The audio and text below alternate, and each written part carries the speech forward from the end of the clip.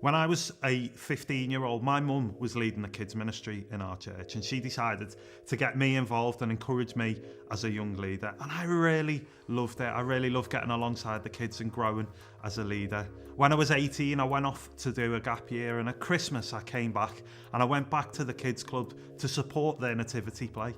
And when I arrived, my mum looked really stressed out. And I said, "Mum, is everything all right?" And she said, no, Joseph hasn't turned up. The person who's playing Joseph hasn't turned up. I don't know what to do. And I was like, "Oh, Mum, just let me know if I can do anything to help." My mum came back to me 5 minutes later with a tea towel in one hand and a dressing gown in the other and asked me if I would play Joseph.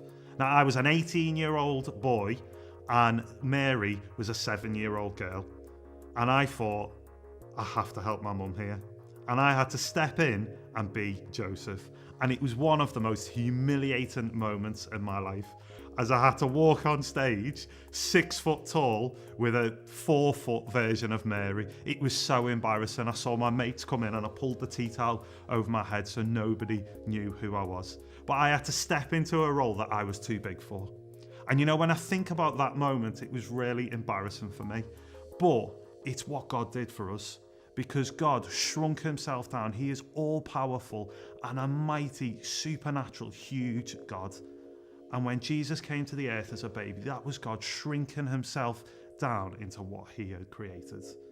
And I think it is absolutely amazing. And Philippians 2 verse 5 says this: "In your relationships with one another, have the same mindset as Christ Jesus, who being in very nature God, did not consider equality with God something to be his own advantage. Rather, he made himself nothing, taking on the very nature of a servant and being made in human likeness.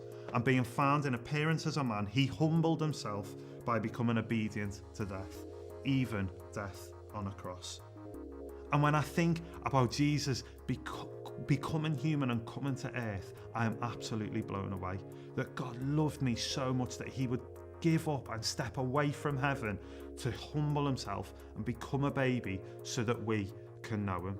And I just think it is absolutely incredible. And I wonder whether that you could take some time today to just thank God for humbling himself and stepping into your world, and ask him to show you where today are you stepping into my world as you walk through your school and your college and your home and your town. Where is God stepping into your world today?